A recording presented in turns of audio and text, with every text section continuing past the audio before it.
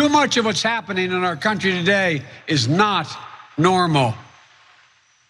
Donald Trump and the MAGA Republicans represent an extremism that threatens the very foundations of our republic. Now, I want to be very clear up front.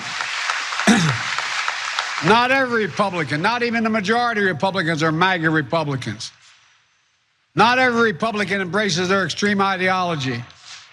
But there's no question that the Republican Party today is dominated, driven, and intimidated by Donald Trump and the MAGA Republicans. And that is a threat to this country. MAGA Republicans do not respect the Constitution. President Biden giving a speech last night in Pennsylvania, and it's got some Republicans very, very upset. I think you could probably tell why, because there's a direct call out about what's going on. But there was even the normal Democratic, I guess maybe establishment Democrat approach to it that says not all Republicans, I mean, there's plenty of Republicans. We're talking about this radical wing of the Republican Party. Hold off, calm down. It's not everyone, it's just this specific element of the party. They're radicals.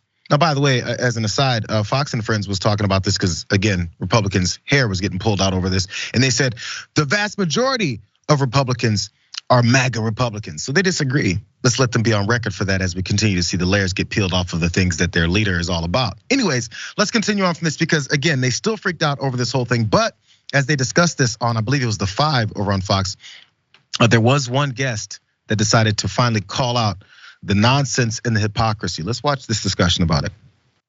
But I don't think that belittling the fact that now for years, and I know this because it's been an insult personally lobbed at me over and over, where Republicans do paint the Democratic Party as socialist. They talk about whether you're a democratic socialist or a socialist. If they're in charge, the country is going to turn into Venezuela. And you look at famed communists and socialists throughout time, Mao, Stalin, Castro, those guys are pretty bad too. And I get it that fascism, because people think of Hitler, hits a particular note, and it does for me as well. And maybe it's not a good thing to have these names floating around in the ether whatsoever, but it is important to call a spade a spade. And former President Trump, who, by the way, the reason we're talking about him is because he won't stop talking. He won't get off Truth Social. Well, they raided his house. They didn't raid his house. They executed. Yes, so that discussion, of course, is devolving as she's calling out the truth. I want you guys to know, as we go through a few of these videos of her conversations and back and forth and disagreements with all these folks on the show, their argument, and then once she shoots it down, then what their response has to be from that. It's always disconnected, and it's nothing to do with what she just called out from what they're doing. So even just there, that was already what they're going through. But then they switched over to whether or not Trump's residence was raided or not, because they have to switch on to that topic as well, because they have to hit all of the talking points to make sure you feel like President Trump is being attacked unfairly and they're coming after him because they're commies. Let's watch more. And former President Trump, who, by the way, the reason we're talking about him is because he won't stop talking. He won't get off Truth Social. Well, they raided his house. They didn't raid his house. They executed and ransacked. Yeah, it was guns and yeah. First of all, that's how we're gonna. Yes, D-Block, I'm excited. The execution of a search warrant is not a raid. And earlier this week, wait a minute, when I sent my guys out with guns and with the ability to break down doors and blow up safes, they show up at 6:30 in the morning and make him stand outside in his panties. Right, he wasn't even there when this happened. I don't think he wears panties, but Trump. Jackson, I want you to jump in on this one. There's a couple more of these left, but again, look. Response then from pointing out how, hey, nobody's talking about Trump until Trump talks about Trump. No one's talking about Trump's issues until Trump continues to talk about his issues. So we have to respond to it as he's continuing to incite his folks to nonsense and violence based off of lies. But the thing always goes back to, oh man, I don't think she's wearing panties. Oh man, I think this is the problem here. It's never actually addressing the conversation.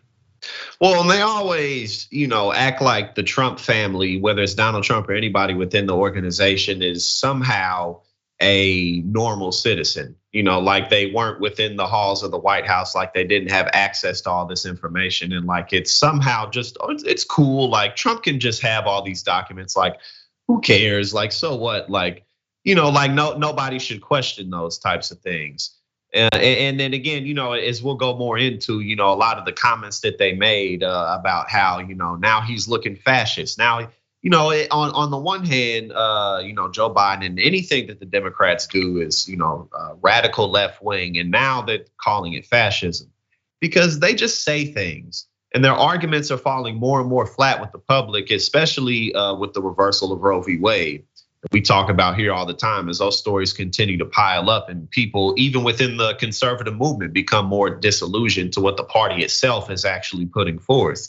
They just look like the ridiculous talking heads that they are because they ain't saying nothing.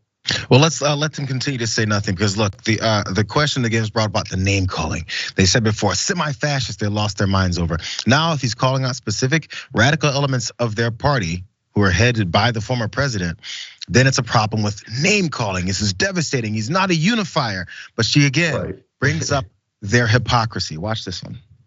Earlier this week for the overturning of the 2020 election and to be declared the quote rightful winner. You get it, but that's just to say to me, we get it when everyone else. We know, but what you're doing is you're making a good argument. No, you're smearing a large group of people because of one day, and I'm asking, where were you guys when people's buildings were being burned down, when dozens of people were killed, when neighborhoods were bleeding? You guys didn't say a damn thing because it was your side doing it. So enough of this stuff about January 6th. Everybody, there's nobody on the right that thinks that's a good thing. January 6th has not come out of my mouth, and until you said it.